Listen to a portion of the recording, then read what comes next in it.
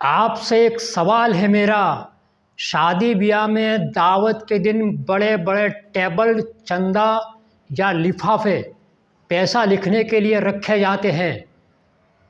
तो शादी ब्याह में जो दावत दी जाती है वो दावत मोहब्बत या रिश्तों के आधार पे दी जाती है, या हमने सामने वाले के वहाँ जो पैसा, चंदा या लिफाफा दिया है तो सामने वाला वो पैसा, चंदा या लिफाफा हमें लिखवा जाए, उसलिए हम दावत देते हैं। प्रश्न बड़ा पेचीदा है।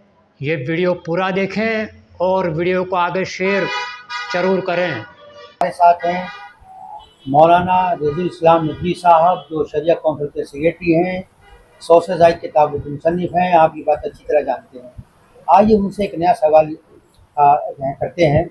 हज़रत मौलाना, ये शादी के खानों पर या किसी भी तकरीब के हवाले से जो खाना होता है, उस खाने में जो लिफाफे दिए जाते हैं, आखिर इन लिफाफों की ज़रूरत क्या है? क्या इनकी कोई शरई हैसियत है या एक ही समाजी रिवायत और ज़रूरत के तहत दिए जाते हैं?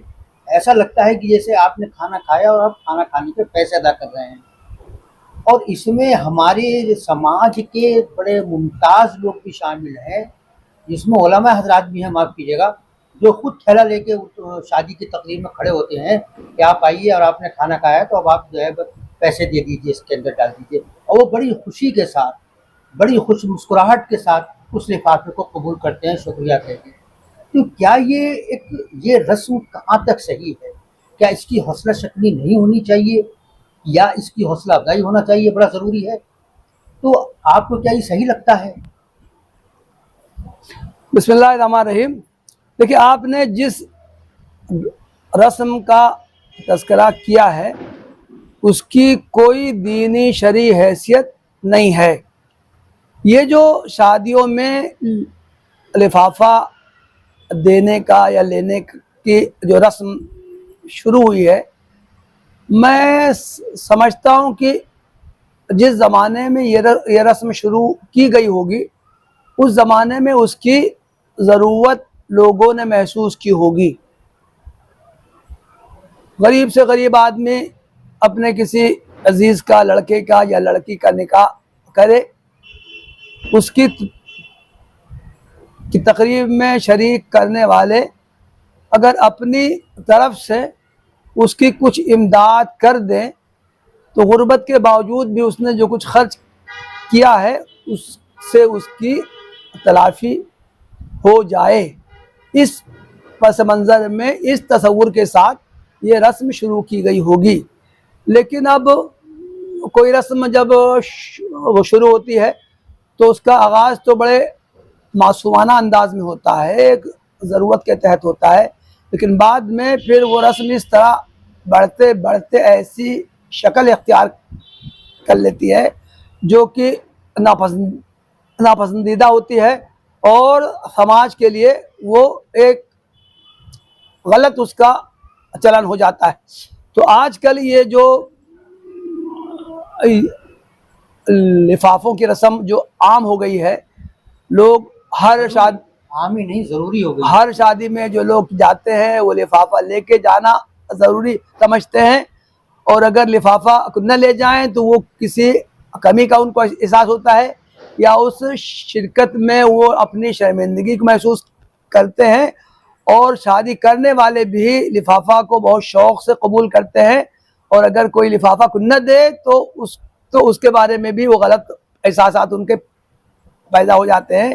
तो मैं तो समझता हूँ कि इस रस्म के ख़िलाफ़ माहौल बनाना चाहिए और उलमा को अपने गुफ्तगू में जो आम तौर से कि निकाह की तकरीबात में, निकाह के मौके पर जो उनके खिताबात होते हैं, वो इस रस्म के बारे में और दूसरी रस्मों के बारे में जिनकी कोई शरई बुनियाद नहीं है उनका को तज़किरा करना चाहिए, और उनके जो बुरे जो पहलू हैं, कमज़ोर जो पहलू हैं, और उनकी कोई जो गैर ज़रूरी तौर से उन पर अमल करने की कोशिश की जाती है, उसकी हिम्मत शिकनी करनी चाहिए। हज़रत मौलाना, सिर्फ वो शादी के खाने का मसला नहीं है, अकीक़ा है, खतना है, मुन्नी है, मतलब कोई भी अगर रस्म हो रही है और उसमें खाना हो रहा है तो लिफाफा देना लाज़मी है। और जैसे कि आपने कहा न दो तो वो भी बुरा मानता है जिसके यहाँ गए हैं।